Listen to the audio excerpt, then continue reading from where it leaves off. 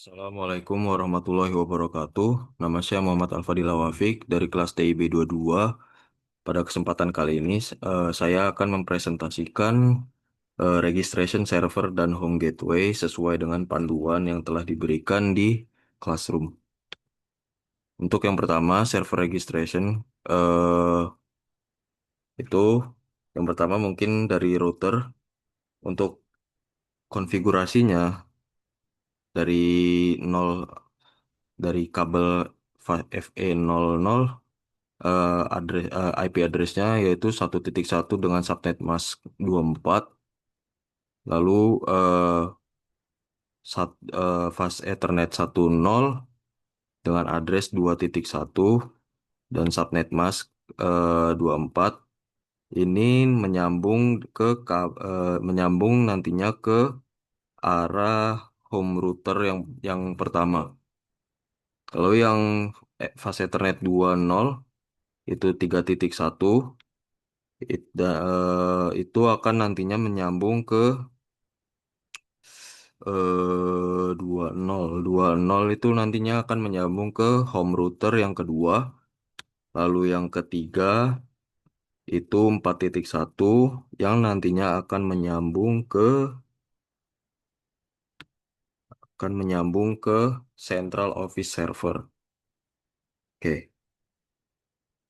Lalu untuk routing statiknya itu networknya 172.16, 172.16.1.0 melalui Nexthop 192.168.4.2 sesuai dengan panduan yang sudah ada. Oke, ini untuk routernya. Lalu lanjut ke home router yang pertama. Untuk home router yang pertama, itu config-nya yang pertama seperti ini. Untuk IP address-nya itu 2.2, lalu default gateway-nya itu 2.1 dan DNS servernya 1.2. Untuk LAN-nya, ini yang untuk router yang pertama itu 10.1 dan untuk GUI-nya kurang lebih seperti ini. Settingannya sama, hanya saja nantinya di sini untuk berfungsi untuk menghidupkan DHCP servernya. Oke, lanjut ke servernya. Di sini nantinya servernya yang akan menghidupkan eh, aplikasi IoT itu. Jadi untuk config-nya itu eh, 192.168.1.1 dan DNS servernya 1.2. Untuk IP address-nya itu 1.2. Lalu DNS-nya itu saya menggunakan IoT.net dengan address 1.2 sesuai dengan panduan. Lalu untuk home router yang kedua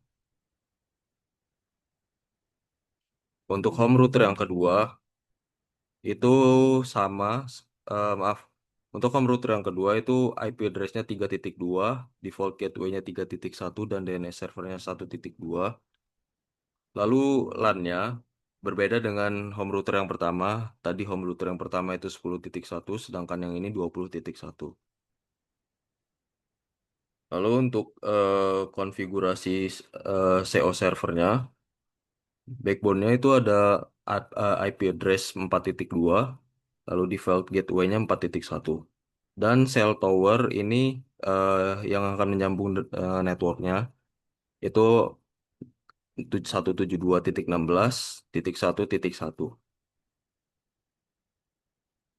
Lalu untuk cell towernya itu terhubung di sini. Selanjutnya untuk via smartphone-nya. Oke. Untuk via smartphone-nya sudah terhubung dengan Telkomsel dan ini juga sama, providernya juga Telkomsel.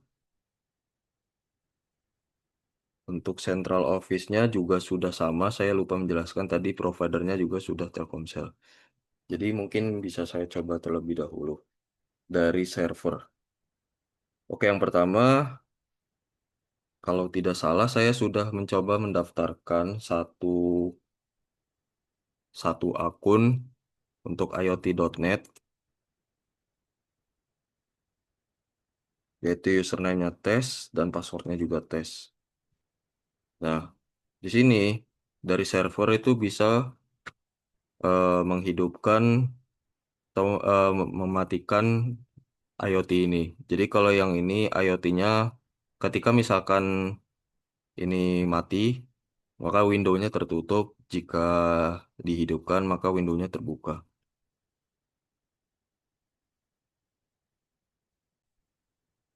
Oke. eh Tadi itu kan baru satu implementasi dari IoT. Oke, coba kita lanjutkan ke implementasi IoT dengan lampu. Sama saja, kita masukkan server address-nya iot.net, lalu username-nya tes, dan passwordnya juga tes. Lalu saya koneksikan dulu. Oke, nggak terjadi error.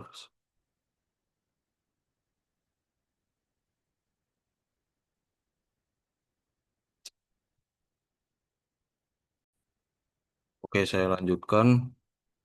Tadi sepertinya ada sedikit gangguan internet dalam IoT-nya. Jadi makanya remote servernya itu agak sedikit nge-lag. Ini yang ketiga dari home root yang kedua. Kalau misalkan ini connecting dan tidak keluar hasil refresh, nanti akan saya coba lagi. Oke, ini berhasil. Lalu yang terakhir di sini.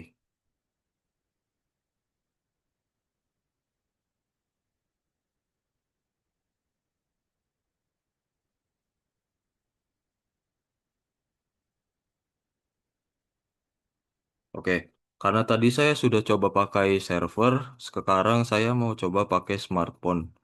Jadi apakah dari smartphone itu IoT-nya bisa mengakses maaf, apakah dari smartphone itu bisa mengakses implementasi dari IoT berikut ini atau tidak? Oke, dari smartphone sepertinya ada gangguan sebentar.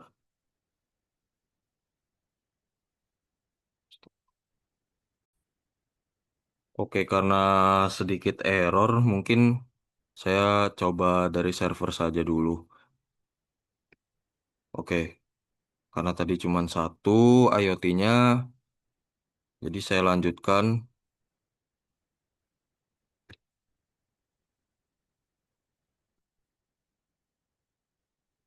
tes, tes. Nah, sekarang IoT-nya sudah 4, semuanya terhubung. Jadi ketika nah ini lampu yang pertama untuk IoT satu, ini yang kedua,